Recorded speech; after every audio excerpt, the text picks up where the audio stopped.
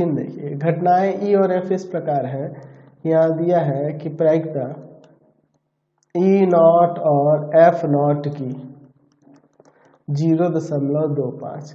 बताइए कि ई और एफ परस्पर अपवर्जी है कि नहीं। तो देखिए अगर हम लोग यहाँ पर देखिए, चलिए तो यहाँ पे हम लोग आगे देखते हैं। इसे हम लोग लिख सकते हैं E not intersection F not, यही ना हो जाएगा जी, ठीक है।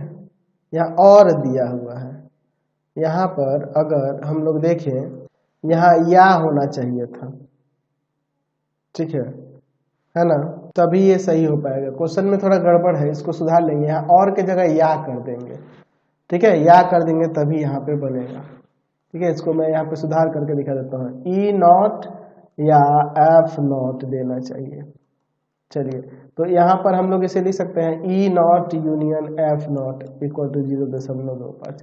चलिए यहाँ पर इसके लिए क्या हो जाता है फॉर्मूला, तो यहाँ पे हो जाएगा E intersection F not equal to 0.25। इसका फॉर्मूला था 1 माइनस ई इंटरसेक्शन एफ की बराबर 0.2। इसको इधर लेंगे, इसको इधर ले आएंगे, तो 1 माइनस 0.25 इक्वल टू में ई इंटरसेक्शन एफ की प्रायिकता।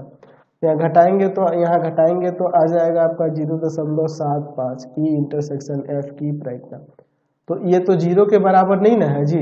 यहाँ पर हम देख रहे हैं कि ई इंटरसेक्शन एफ की प्रायिकता नॉट इक्वल टू 0, क्योंकि हम लोग जानते हैं परस्पर, यहाँ हमें अपवर्जी जब दिखाना है तो परस्पर अपवर्जी दिखाने के लिए हमें दिखाना होगा कि ए इंटरसेक्शन बी जो होगा फाई होना चाहिए। ई इंटरसेक्शन एफ, ई और एफ दिया है तो ई इंटरसेक्शन एफ फाई होना चाहिए, जो कि यहाँ नहीं हो रहा है, ठीक है। तो हम यहाँ पर लिख सकते हैं कि हम जानते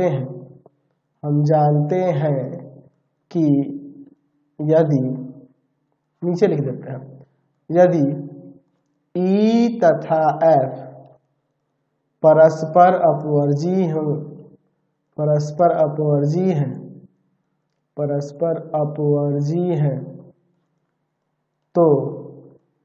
तो ई इंटरसेक्शन एफ जो होना चाहिए फाई के इक्वल होना चाहिए, ठीक है। तो इसलिए हम लोग कह सकते हैं कि ई तथा एफ परस्पर अपवर्जी नहीं